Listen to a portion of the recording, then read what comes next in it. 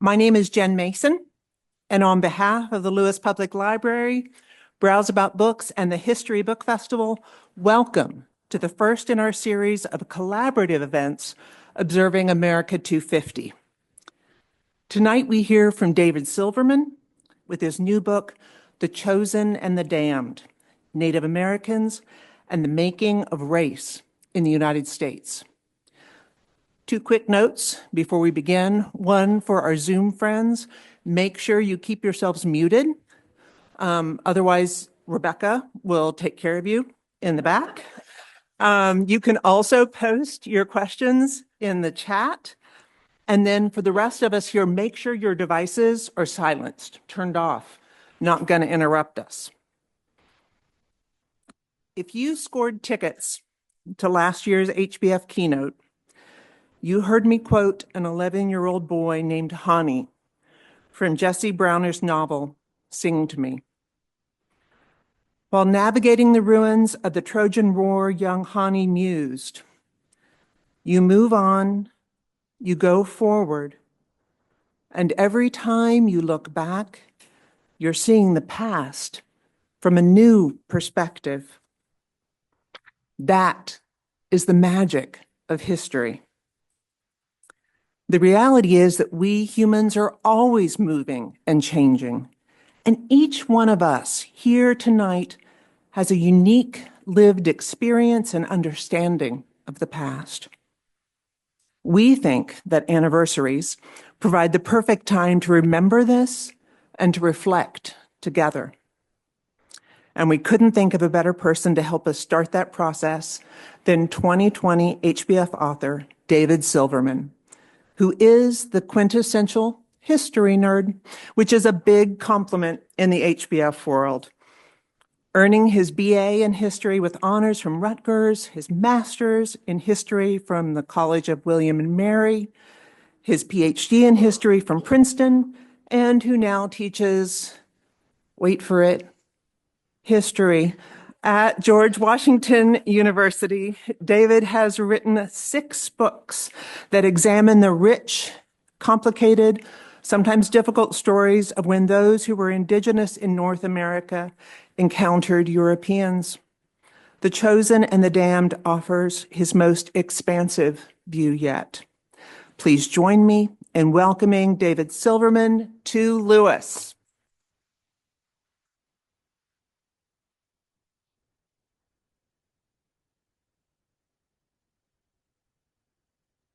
Thank you for that warm introduction. I feel like I should quit while I'm ahead. It's an honor to be back here. Thank you for having me back at the festival. I'm delighted to be here with all of you tonight. Just a few preliminary words before I get into the meat of my talk. You're going to hear me use the word Indian in referring to indigenous people in the Americas, and that requires some explanation. For many of you, you've been taught, probably by your kids, that it's an insensitive term, right? And we all know it's a misnomer, to be sure. After all, we're not in India. So why do I use the term to the extent that I do? I've been writing the history of Native people in the Americas for most of my adult life, and throughout most of my projects, I've normally reached out to the descendant communities whose ancestors I'm writing about. So I've met Native people from all corners of the United States and Canada, for that matter. And within the boundaries of the United States, what I've found is that most Native people, certainly not all, to be sure, but most prefer the term Indian when referring to them in the aggregate. At the same time, I've also been taught over and over again, use tribal names when that's possible. And there's certainly room for dispute on this matter. A lot of young Native kids are trying to do away with the term, and when I feel like the majority opinion in Indian country has shifted, I will shift accordingly too.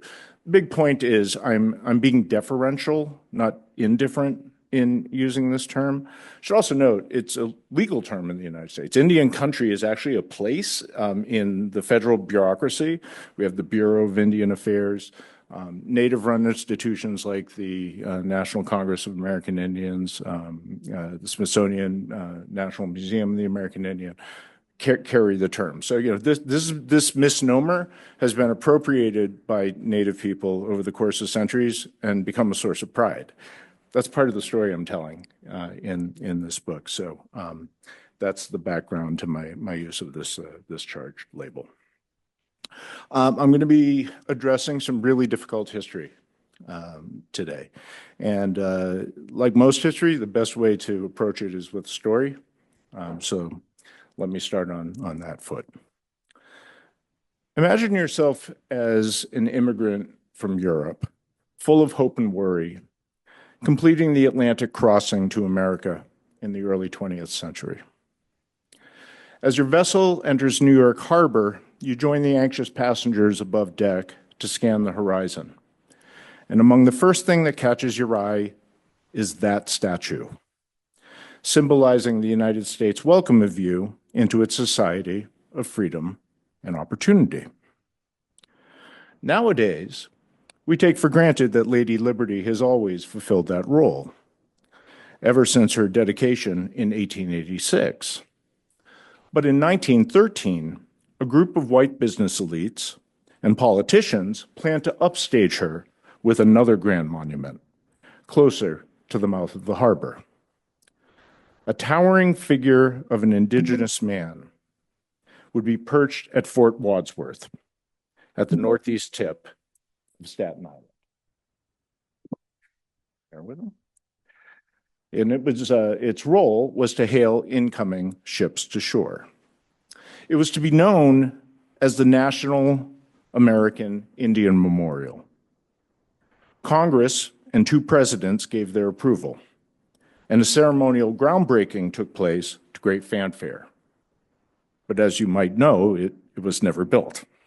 Nevertheless, I want to contend in my opening remarks that this failed project represented the centrality of Native people to white Americans' conceptions of themselves as a superior race, and their nation as a vehicle for human progress, regardless of the devastation they had wreaked on an entire continent of Indians.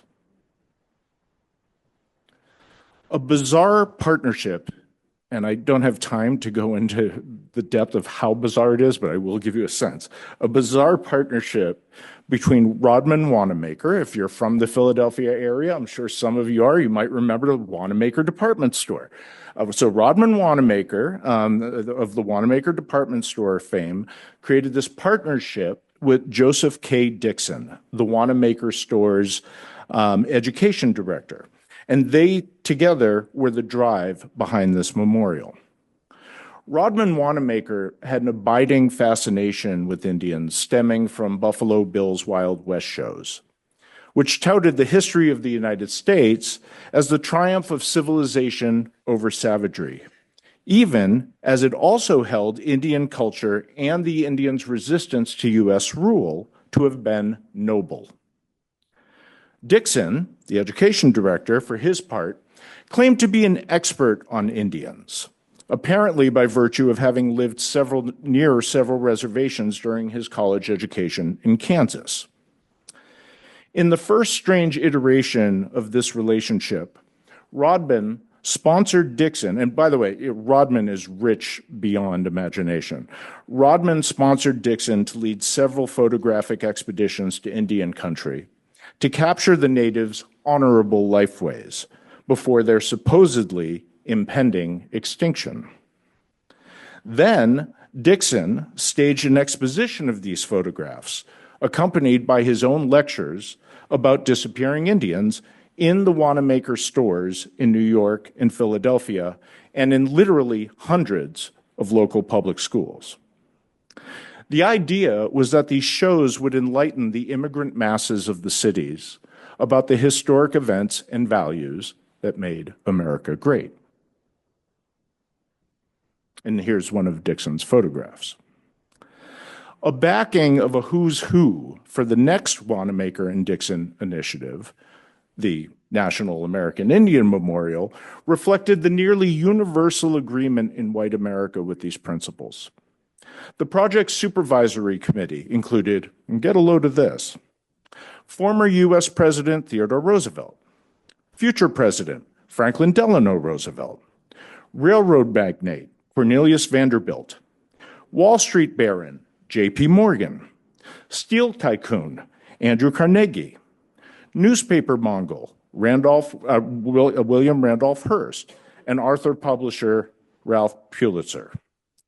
President William Howard Taft's approval led Congress to set aside federal land for the venture.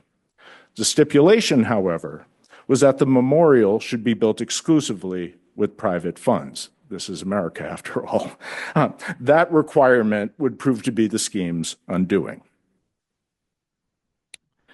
Dixon's vision was for the memorial to include a classical Greek-style building containing a museum of his Indian artifacts, his photographs, of course, and a research library. A life-size statue of a Plains Indian warrior on horseback would stand at the lower end of a long staircase leading to the entrance of the museum, which itself would be flanked with two statues of bison, that other vanishing American icon. The main feature would be a 165-foot-tall male Indian in bronze, standing on a pedestal resembling an Aztec pyramid rising out of the museum. The Indian's left hand would hang at his side, gripping a bow and arrow, to symbolize, and here I'm quoting from the program at the groundbreaking, that he is through with his war weaponry. The right hand would reach upward, and I quote again, with the two fingers extended toward the open sea, in the universal peace sign of the Indian. It was supposed to represent the Indians, and I quote again, perpetual welcome to the white man when he first came to these shores.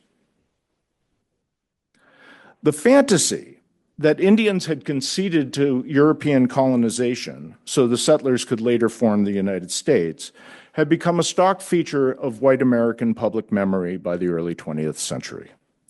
These stories were so foundational to white people's sense of national history that they appeared and still appear in the art of the United States Capitol Rotunda. The point of the National American Indian Memorial was to introduce new generations of new Americans, just as they were about to set foot in the country, to the legend of Indians peacefully conceding to colonialism.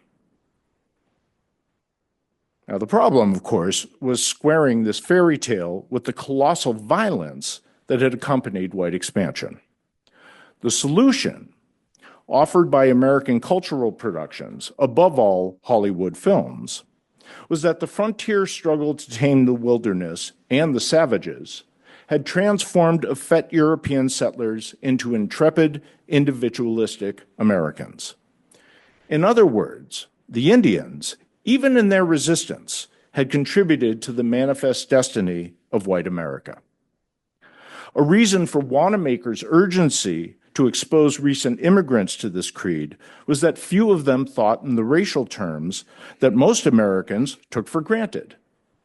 To become true Americans, they needed to learn that they were white, that whites, as racial and civilizational superiors, now dominated the continent, and that Indians had largely vanished in the name of progress, as Buffalo Bill so often put it.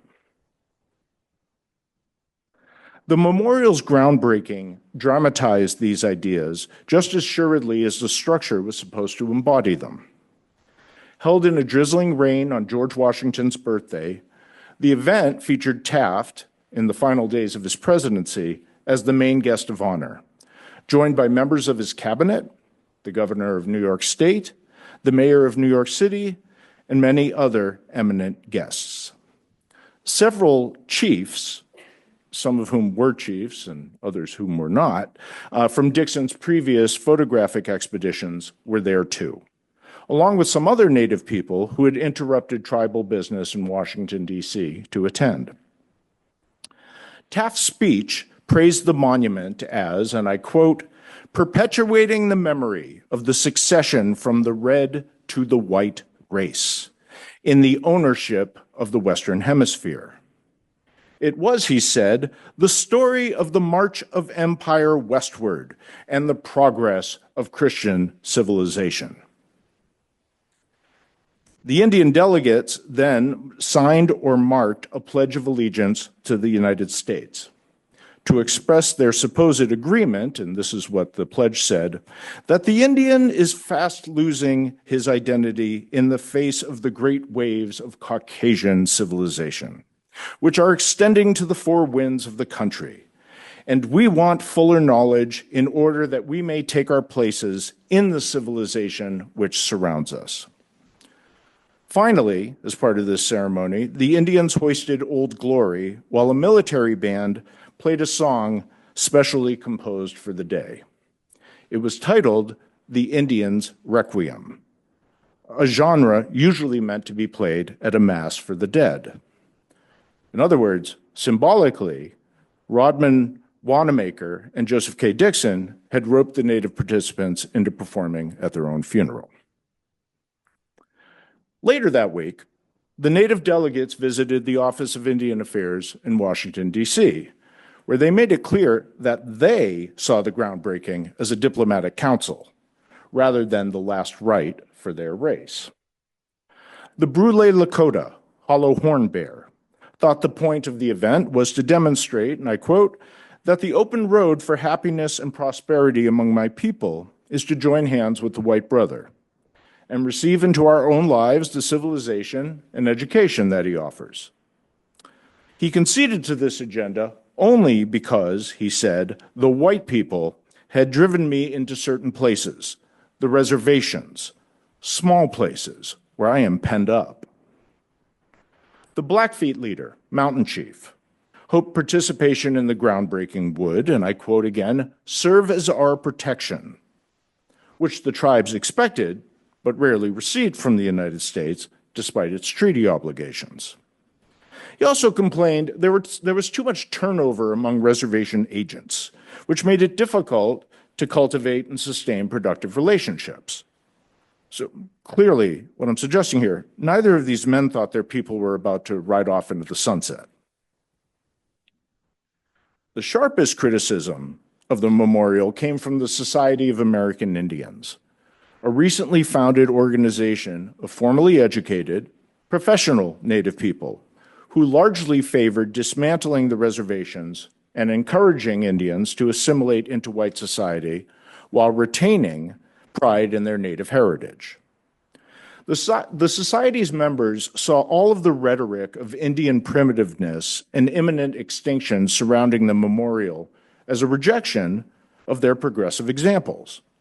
Never mind of the history of the United States brutally subjugating Native people and forcing white civilization and Christianity on them. The Seneca anthropologist, Arthur C. Parker, wrote in the Society's journal that, and I quote, the irony of building a gigantic statue to a race of men who have been so grossly injured by the evils of civilization cannot but be apparent to those who think even superficially. Chauncey Yellowrobe, a Brule educator, likewise denounced the memorial as, and I quote, a degrading, demoralizing, and degenerating romanticization of savagery. He said it was akin to stereotypes of Native people in the movies and Wild West shows. He took even greater offense at the depiction of Indians as a disappearing race when they were struggling and sometimes succeeding at recovering from the damage the United States and its people had done to them. The Indian wants no such memorial monument, proclaimed an indignant Yellowrobe, for he is not yet dead. Precious few white Americans, Joseph K. Dixon, the photographer foremost among them, were open to this critique, given how central the idea of Indians being damned to extinction was to their self-conception as a white nation of chosen people. Consequently, Dixon followed up the groundbreaking with an audacious plan for a new photographic expedition to Indian country, once again, by the way, funded by the Wanamakers. Traveling by private train, Dixon and his team would visit 89 reservations over the course of 6 months. At each stop, the reservation would have Indians dressed in regalia, so in traditional clothing, raise the stars and stripes from the groundbreaking ceremony and sign their own Pledge of Allegiance to the United States. Next, they would hear patriotic pep talks by Rodman Wanamaker and the new president, Woodrow Wilson, played on a phonograph donated by Thomas Edison. Then they would receive an in-person lecture by Dixon. Here's an image of one of these ceremonies. Finally, they would lower the original flag and raise a new one to fly over the reservation forevermore. Dixon imagined, and he had a very, very liberal imagination. He imagined that this pageantry would inculcate Native people with loyalty to the United States and represent the country's commitment, and I quote, to justice and fair play to the Indian. And of course, Dixon's cameras would be snapping away all the while so that he could sell the photographs and drum up donations for the memorial.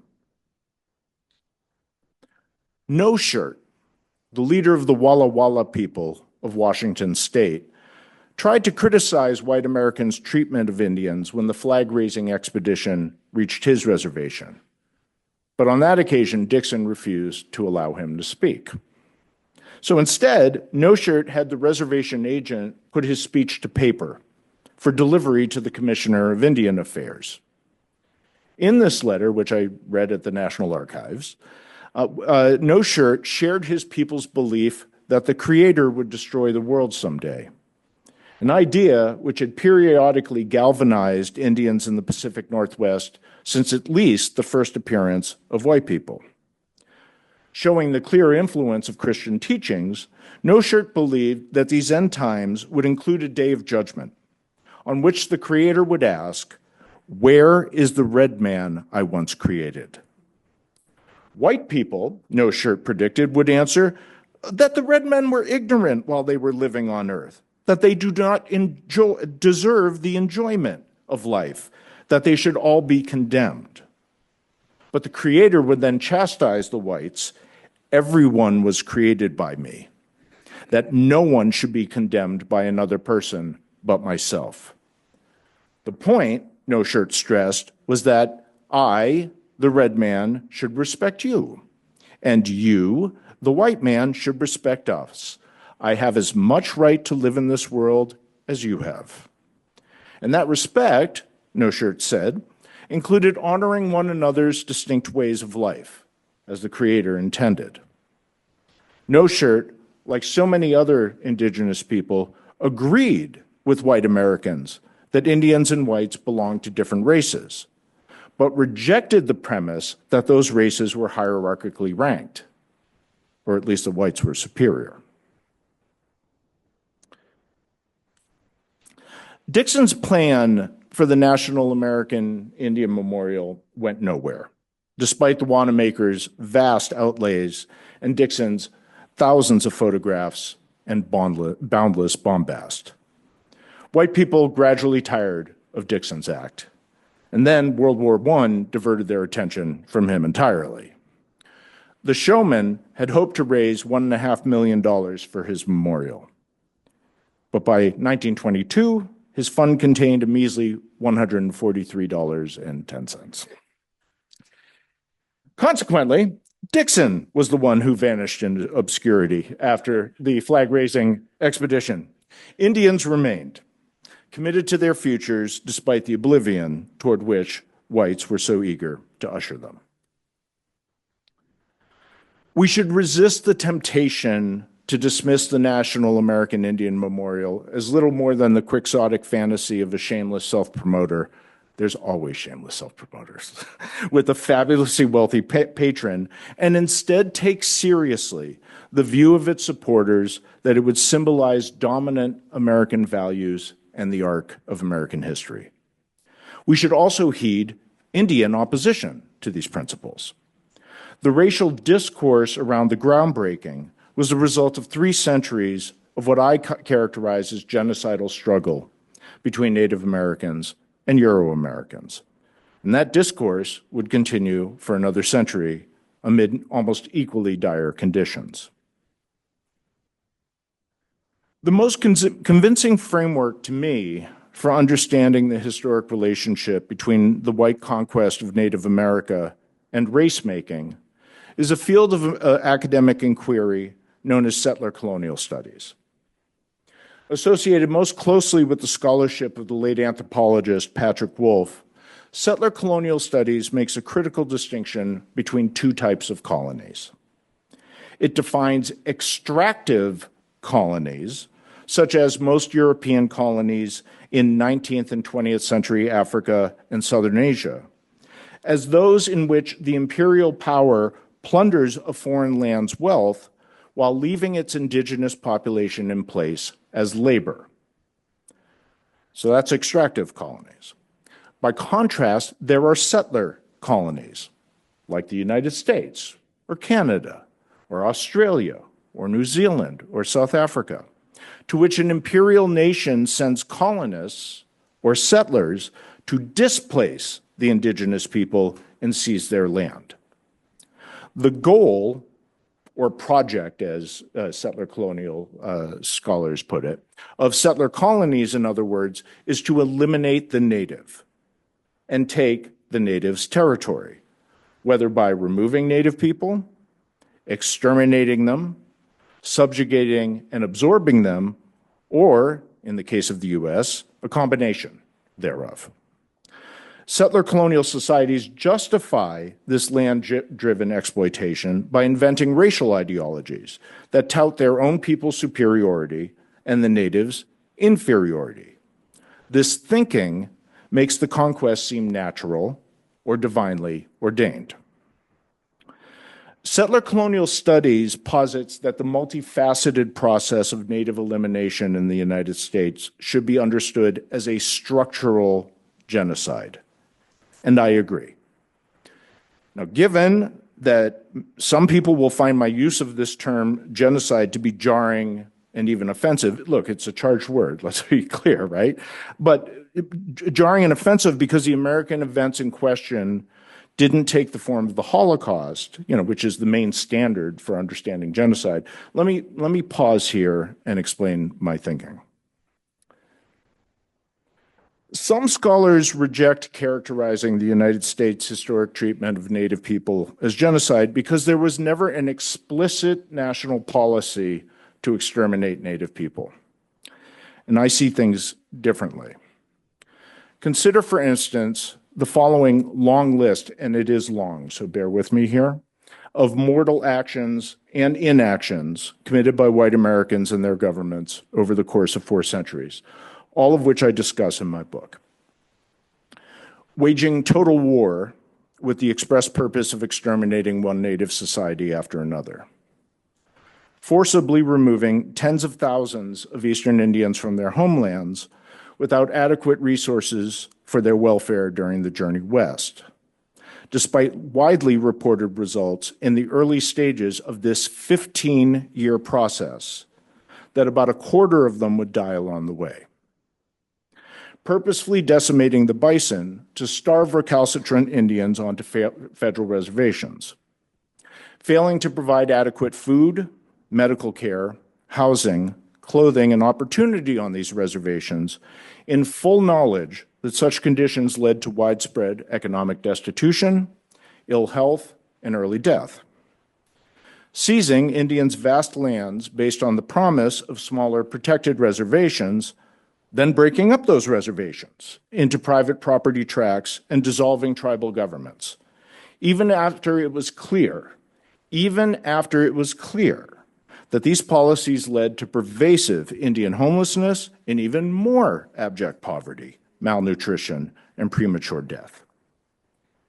Seizing Indian children from their families and restricting them to white supremacist boarding schools with the stated purpose of alienating them from their tribes, cultural heritage, and loved ones. Creating conditions in those schools that produced alarming rates of malnutrition, deadly disease, and abuse, and failing to reform even in the face of public critical investigations. tolerating the widely reported decades-long pattern of whites in the towns and counties bordering reservations, poaching the Indians' resources, preying on their addictions, raping their women, subjecting them to abusive police violence, and sometimes even murdering them in the open. More generally, subjecting Native people to white authority and then failing to extend them the protection of the law. The federal government, energy companies, and mining corporations consciously poisoning the environments of reservations across the country during the Cold War, resulting in the early deaths of untold numbers of people and shocking health disorders among survivors, failing to this very day to clean up many of the leftover Superfund sites from these activities. And by the way, more than half of the Superfund sites are in Indian country. In the mid to late 20th century, using social services to remove Indian children from their families at rates eclipsing any other American population. It's not even close. Then fostering and adopting those children to whites in awareness that the children would be alienated from tribal society, and despite the well-documented high risk of physical, sexual, and psychological abuse. Sterilizing as many as a quarter of Native women of childbearing age who sought care from federal Indian Health Service hospitals and their contracting partners in the 1970s, and most likely earlier, often by threatening to take the women's existing children from them, and sometimes without the women's consent. And finally, covering up the totality of this sordid history by reducing it to an act of manifest destiny. Or more recently, banning the teaching of the subject altogether because it makes some white people uncomfortable.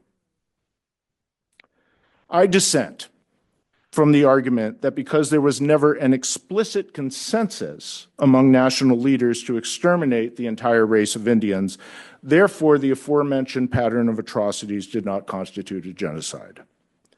In every one of these examples, white authorities and American society as a whole had ample information about the harm their actions and their inactions were doing to Indians, and rarely did anything about it. That apathy extended from the belief, evident in the campaign for the memorial, that Indians were damned to extinction, and thus any harm they suffered in the interests of God's chosen people, white Americans, was just fate. Equally important, there were always perpetrators at every rank of American society who openly advocated for eliminating Native people, not just as tribes, but as a race. So let me repeat that point. There were always perpetrators at every rank of American society who openly advocated exterminating Native people as an entire race, almost always with an eye toward seizing their resources, especially their land. People with such genocidal views have exercised very real power in the United States, including in shaping the country's racial discourse. It's a wrenching lesson, no question about it. I think it's a critical lesson that every citizen should confront. The definition of race, we're talking about race, so let me explain what I mean by that term. The definition of race, and there's as many definitions as there are books on the subject, but the one I find most compelling is from the sisters Karen E. Fields and Barbara J. Fields, the first a sociologist, the second a historian. The Fields sisters describe race, and I quote, as the conception of the doctrine that nature produced humankind in distinct groups, each defined by inborn traits that its members share and that differentiate them from members of other distinct groups of the same kind but unequal rank. Race is not a creature of nature. It's a human invention for human purposes. And so the Field sisters submit that race is no more than folk belief. It's not science. So there's no such thing outside of the human imagination as accurate racial identity, racial mixture, or racial purity. All fictions, all human inventions. As my book contends, the folk belief of race existed among European settlers and Native Americans well before the rise of biological race science in the 19th century. The folk belief preceded the scientific argument. During the 17th century, belief in race even existed before Europeans began calling themselves whites and natives began calling themselves Indians. Right? They had a concept of fundamental difference before these labels were attached to the categories. What made these early folk beliefs racial was the contention that opposing groups of people were innately, not just culturally, different and irreconcilable. Whereas race is a human fiction, racism is quite real. The Fieldses define racism as, and I quote again, the theory and the practice of applying a social, civic, or legal double standard based on ancestry, and the ideology surrounding that double standard. There's a circular relationship here between racial thought and racism. Racial thought justifies racism, which in turn produces the unequal results that seem to confirm the invented racial categories. You know when you're in the wrong neighborhood? That kind of sums it up. Indoctrinating people with racial ideology conditions them to take for granted one group's privilege and another's degradation, even destruction. As my book explores relative to Indians, sometimes the spreading of racial ideas was explicit, as in political movements, calls to arms, religious preaching, scientific research, education, and the literary and visual arts. At other times, the messaging was more subtle. The cumulative effect, you've all seen these images. The cumulative effect was to make society's racial norms appear like the God-given order of things. These ideas become taken for granted. The racial arrangements become taken for granted, unquestioned, or as race theorists put it, hegemonic. It's when people are no longer thinking critically about what it is they're doing. Race might be instrumental, by which I mean invented and maintained by human beings to achieve their worldly ends. But the operation of race in society is so multivalent that its believers are often unaware of its function or how it came to be. My book tells that intertwined story along the following arc. At the outset of the colonial era, European settlers did not yet conceive of themselves as whites, but as Christians. Their transition to a racial identity would require decades of violent campaigning to subjugate Native people and appropriate their territory. Multiple, largely unsuccessful missionary campaigns, and their targeting of Native people as well as Africans for slavery. Racial thinking was also a response to Indians and blacks becoming Christians in sufficient numbers to challenge Europeans' exclusive claim to that status. Colonists and their descendants came to define being white as having the privilege by virtue of embodying Christianity and civility to lord it over Indians and blacks, Christian or otherwise. Whereas it took time for Europeans to think of themselves as white, they already had the label Indians to apply to indigenous people from the beginning of colonization. Furthermore, they possessed a firm conviction that the indigenous way of life was savage. To Europeans, the gulf between their own civility and Christianity on the one hand, and the Indian savagery and paganism on the other seemed cavernous. The question was whether it could be bridged. From the very beginning of the colonial era, well into the 20th century, indeed, into the 21st in some circles, settlers debated if Indians were capable, by their very nature, of becoming Christian and civilized and living under white law. I want to stress here, there were always religious and political elites at a safe distance from the bloody warfare of the frontier who insisted that Indians could and should change. They also considered it to be the moral duty of whites as cultural superiors to force this transformation. Their goal was to eliminate Native communities as cultural entities and eventually as political ones, while preserving and absorbing indigenous people as individuals. So in other words, they subscribe to white supremacy, but they don't subscribe to the idea of innate Native inferiority. They say the natives can change, they should change, and white people should force them to change. By contrast, frontier settlers who had the greatest desire to conquer Native territory repeatedly denounced this vision not only as naive, but as dangerous, because it promoted empathy for a savage enemy. Instead, frontier settlers called for Native peoples' outright extermination over and over and over again, place after place, time after time, going so far as to argue that God himself had damned Indians to make way for his chosen people, white, civilized Christians. They dismissed Christian Indians, and there were thousands of them in colonial America, as fakes, who used their disguise to act as a fifth column, to act as an enemy behind the lines. Therefore, Christian Indians also deserved to die.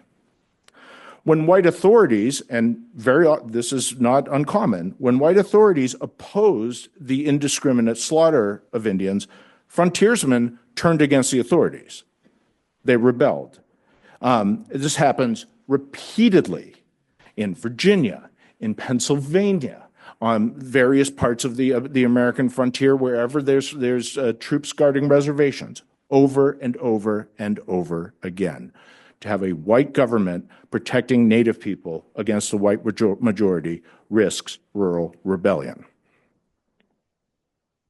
Across 4 centuries, whites debated whether culture or bodily essence was responsible for the supposed inferiority of Indians and the imagined superiority of whites. It is not possible to locate a time when most of American society held one view or the other. The more important point is the persistence of the tension itself. The narrow spectrum of white opinion, with exterminationists on one side and white supremacist assimilationists on the other, encouraged all of the people to accommodate one another. They were able to do so because they concurred that whites were superior to Indians, whether culturally or innately, that whites were entitled to seize more or less whatever Indian land they wanted, and that Indians could either accept white rule and adopt civilized life or face the dire consequences. Though the violent racial genocide advocated by frontiersmen never became universally accepted in white society, it drew widespread support, especially in wartime. Calls to exterminate Indians came from politicians, from generals, from newspapermen, never mind common troops. Some ministers demonized Native people as biblical Canaanites, whom white Christians, as God's new Israelites, were permitted to destroy. In the 19th century, some university scientists even adopted the frontiersman's view that whites and Indians were fundamentally different, with whites destined to expand and thrive and Indians doomed to extinction. And here I think there's a critical point to accent. My fellow historians tend to emphasize how American elites created race through their influence over the law enforcement, religion, and formal knowledge. And I think this approach makes sense when the subject is black slavery and segregation, because rich white planters and their allies did indeed possess enormous formal power to institutionalize race in accordance with their interests. But when it came to Indians, it's a bottom-up process. Lower-class whites living on the western margins were the drivers of race-making because they had the greatest economic and security stakes in it. The general trend was of educated elites following the lead of the bigoted masses. Now, indigenous people, for their part, had no conception of themselves as Indians or of the newcomers as whites when the colonial era began, but they too would adopt this terminology as they began to perceive colonists and then white Americans as a unified threat to a shared indigenous way of life. In other words, Indian resistance to colonial domination was a spur to race-making among Native people and whites alike. But Native people's definitions of Indian and white rarely followed those of Euro-Americans. Across time and space, Native people defending themselves, like No Shirt, submitted that the Creator put different kinds of people on different continents to follow their special destinies. Therefore, Indians should have the liberty to live in their own way, on their own land, independent from the white people. Indians also widely castigated whites as Christian hypocrites, consumed by greed, underhandedness, and violence. And their most powerful piece of evidence was of whites persecuting even Christian Indians. Some Native people went so far as to claim that their values made them better Christians, or just better people. These features of the American debate over race had emerged as early as the 17th century. But by contrast, white people's argument that they were destined to dominate the continent and that Indians were damned to extinction was barely 100 years old when the memorial groundbreaking took place. It first appeared during the Revolution and early Republic, when white Americans declared that if Indians did not become Christian and civilized, cede most of their territory, and accept white rule, whites were entitled to drive them out by any means necessary, including extermination. But the U.S. didn't yet have the power to fulfill that bluster. But by the late 1820s and 30s, the Republic had both the numbers and the means to force nearly all Native people east to lands west of the Mississippi. These proponents of Indian removal, foremost President Andrew Jackson, devised a new racial rationale, positing that the vulnerabilities of savage Indians meant they would degenerate into drunken poverty and go extinct if allowed to remain in contact with superior white civilization. Therefore, removal was for the Indians' own good. As ever, a parallel argument was that God wanted his chosen people, the whites of America, to possess Native American land. Now, some Indians pleaded that they were already Christian and civilized, and that they were willing to live surrounded by whites as long as they could do so under their own governments, as the United States had pledged in its formal treaties. Others revived the old argument for separate creations.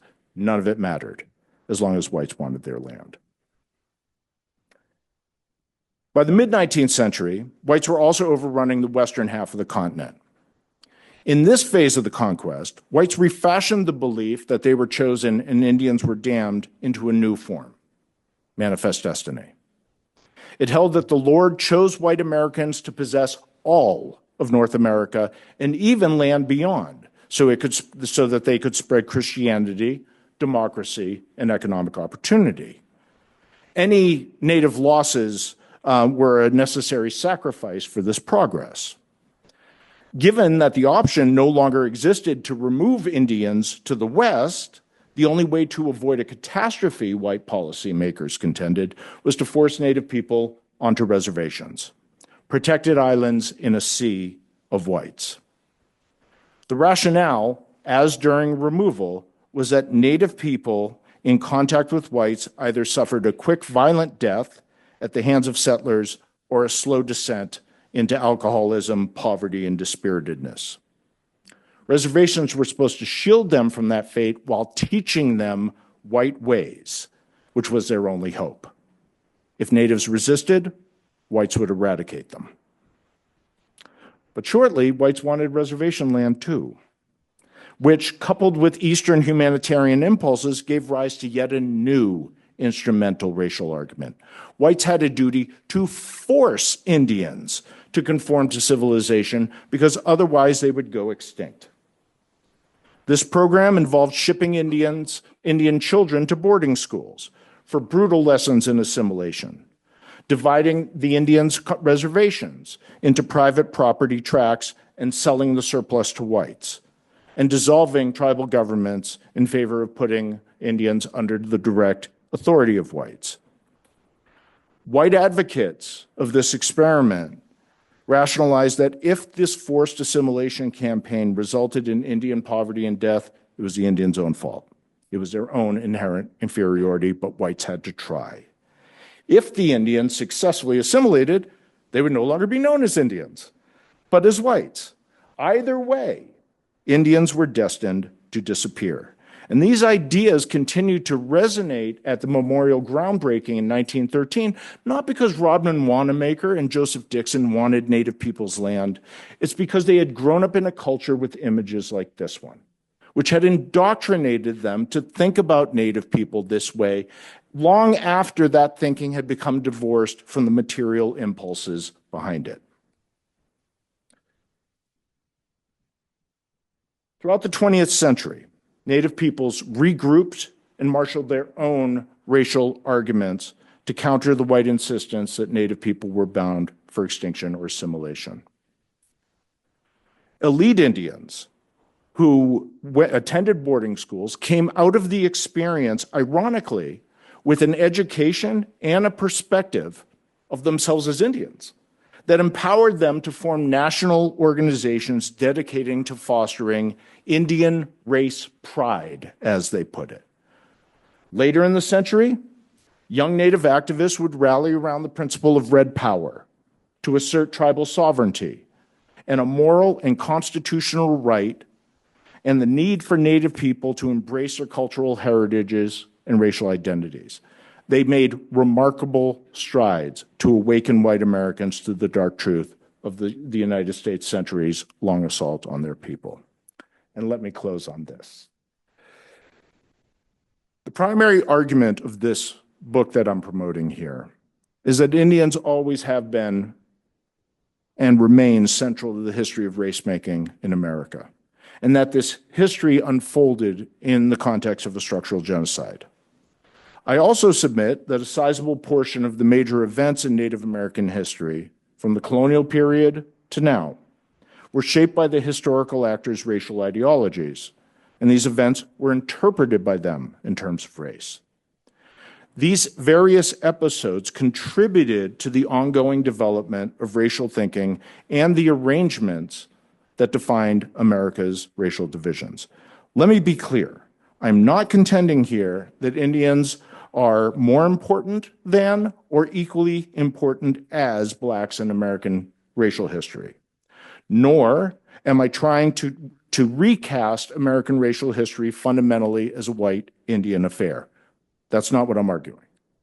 What I am submitting is that American racial history, including the history of whiteness, is woefully incomplete and distorted without discussing indigenous people and the particular hell they fired. Equally important. Grappling with this history is a step toward a greater understanding of Indians in the modern United States. Native people did not disappear, contrary to white predictions surrounding the National American Indian Memorial, and despite the genocide Indians endured. Instead, they have persevered and evolved and forced the United States to adjust with them. They're not going anywhere. Many of their communities are not only surviving, but thriving and becoming more visible and influential. And yet too many Americans, even well-educated Americans, can't understand who these people are because they haven't been taught anything about them other than stereotypes. To move forward productively, respectfully, we need honest, informed discussions about race and history. This book is my attempt. Thank you.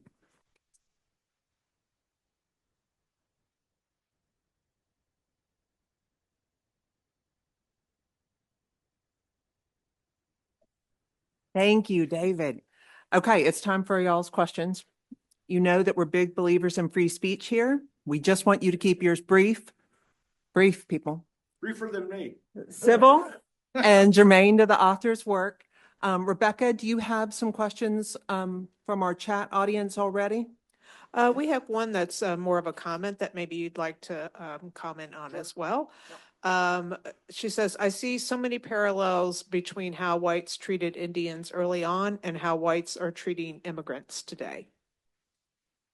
Yeah, there's, one of the issues that I discuss in the book is how conspiracy theories surrounding Native people tended to inflame the white masses, very often leading to their demands for this kind of indiscriminate slaughter of Native people in their neighborhoods. It also, when the governments refused to cooperate, tended to provoke rebellion. And I think one of the many ways that you can look at the January 6th riots is as a white supremacist attack on a government that they thought was being unresponsive to their demands for a stronger crackdown on immigrants. And so I think if we're going to understand our modern politics in all of its iterations, this history is an important part of coming to that understanding. There are patterns in American history, but we need to be able to identify those patterns. We need to be able to predict their outcomes, and we need to be able to name them. We're not taught to do that. In fact, the higher-ups discourage us from acquiring that knowledge. I think this book is a step towards a better understanding in that direction. Wait for the microphone so our folks on Zoom can hear you as well. Yeah, I just returned from a trip to South Africa. Could you just maybe a little more comments about, apartheid and the experience in South Africa versus what we see in the United States? I'm not an expert on South Africa. Let me be very clear. But South Africa does fall within the settler colonial model, right? In which you had, again, the goal is not to extract resources from an indigenous population left in place. It's to replace the indigenous people on the land. And so, what you end up with apartheid, it's not unlike reservations, right? To a certain extent. So yeah, I mean, there are certainly parallels there. A lot of historians right now are doing comparative studies of the United States, Canada, South Africa, Australia, and New Zealand, because they're all different places, of course, but they do follow certain consistent models, and they were the elites in these places and the wider white populations of these places were indeed borrowing racial ideas from one another in real time. So we have a lot to learn on that front. Other hands? They're in the back, and then we'll come to you next. My question is, I'm wondering why New York Harbor and in front of the Statue of Liberty as you're coming in from the ocean, why that would be the first statue. Was it an infomercial? Was it a tourist attraction? I mean, why would they have decided on that spot? Sure. Well, statues are symbols. They project messages. The Statue of Liberty is supposed to project a certain message about the empathy of this country and the opportunity that it presents to people in need. The Indian statue was effectively to project the same kind of idea that's baked into our Thanksgiving story, that the history of colonialism here is a bloodless story, that Native people conceded to their own colonization and dispossession, and that it was the will of God for all of this to unfold. The reason I begin with that story, with the president behind it, Congress behind it, and all of these financial elites behind it, is to demonstrate this is not a fringe idea in American society at that time and throughout most of the 250 years that we've been a republic. It's been a core idea of the nation. Indeed, the John Gast image of Manifest Destiny. I think I have a doctored image of, I have a doctored image. It's supposed to be an angel. That was just posted on a federal government website like a couple of months ago. So these ideas are still very much in circulation. So the question is, if this is a core to our existence, Yes.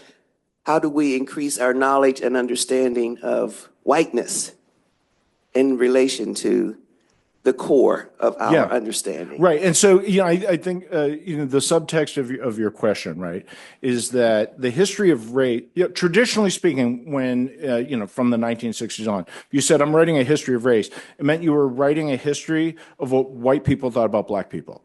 Like, that's what it meant.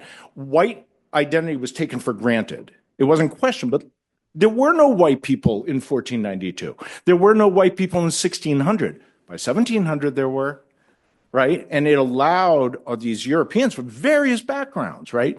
English, Scottish, Irish, Swedish, French, German, a dozen different religious denominations, 8 different languages, to conceive of themselves as a group of people. That is a process, right, that is constantly undergoing in American history. Listen, I don't have anything to do with those people, right? But I was indoctrinated to think of the Pilgrims as we when I was being taught about the history of Thanksgiving. Think of the Native people as they. I don't descend from either of them, and all of their descendants are my fellow Americans. But I was taught a we and a they. So how do we go about doing it? Well, we're doing it. That's what we're doing right here. And my hope is that the more books like this that come out, more public conversations like this come out, we will have a bottom-up movement, which is the only way you get anything done in this country, to change and say, you can't ban this education from the schools. This is fundamental to who we are. And if we want to change it, we have to learn it, because otherwise it just continues on unabated. We have a question from one of our Zoom audience members. Yeah, we do. So it says, from what I've seen, it seems like a lot of the negative ideas that Euro-Americans had about Indians, you mentioned, started to take place during King Philip's War in the 1660s and 70s, especially since that is when the first written mentions of those popped up. Do you think that King Philip's War was the beginning of the downward spiral in Euro-American Indian relations, or was it doomed to end up that way from the beginning? I don't think King Philip's War is the start of anything other than it's the main event that breaks the power of indigenous power in southern New England. Every region has its own King Philip's War. Some regions have more than one King Philip. That's the point. The point is colonialism is inherently a bloody business. It inherently, if you're talking about settler colonialism, it necessarily involves exterminationist warfare. And in the context of warfare, hatreds bubble up and take form. And you not only have the general populace articulating, very often you have elites. And when elites start articulating those kind of hatreds, they solidify, they calcify, they give permission to people to talk and behave and think that way. So King Philip's War is one regional example of a much broader trend. You could tell the entire history of colonial America as Indian colonial wars. I mean, there's dozens and dozens and dozens of them, one more awful than the next. And so, yes, it's in these contexts of these wars that these racial identities very often come to the fore. Here, wait. Get to a microphone. Here, we'll start. Thank you. Thank you. Does the same concept of race, did it happen with countries that were colonized by Spain and the Spanish parts, or the parts of the U.S. that were colonized originally by the Spanish? So Spain has its own, the Spanish colonies have their own racial formulations because, Spanish conquest was bloody as hell, no question about it. But the point wasn't to exterminate native people and remove them from the land. The point was to subjugate them and incorporate them within the Spanish order, to make them tribute payers and to make them Christians. And so what's more, in the Spanish colonies, very few Spanish women come to these colonies. which is pretty normal for colonies. Colonies are usually male dominated. They're like fraternities is really the way to think of them. Just like with weapons, fraternities with weapons. And so what you end up with very quickly is a population that descends from Native women and Spanish men. Rather than create a three-part racial system, which is what you have in the United States, whites, blacks, and Indians, Spanish colonies have about a 12-tier racial system. And so anytime someone's called to court, they're supposed to identify who they are racially. They're always trying to appeal to tiers that are higher than their actual ancestry would warrant. And then the court case always degenerates into a fight over the identity of the person rather than the crime. It's a different kind of system because you have a different power dynamic. I'm going to interrupt unless there's another question from our Zoom audience, because the rest of you all can ask David questions at the book signing. Thanks to our friends at Browseabout who have The Chosen and the Dead in the back. So before we thank David, I want to thank you all for coming, both our online audience as well as those of you in the room. Please mark your calendars for our next America 250 event on Sunday, April 12th. A conversation between Paul Sparrow and Raylan Barnes, author of Darkology, Blackface and the American Way of Entertainment. Remember to support David and community bookstores. I encourage you to buy a copy of his book. James has it back there, and Rebecca is going to have you all line up along this wall, and David will be up here. And the books are already signed. So if you have dinner reservations, you can just go. And now, please join me in thanking one more time David Silverman. Thank you. Thank you very much. Thank you. It's fabulous. Thank you. Thank you.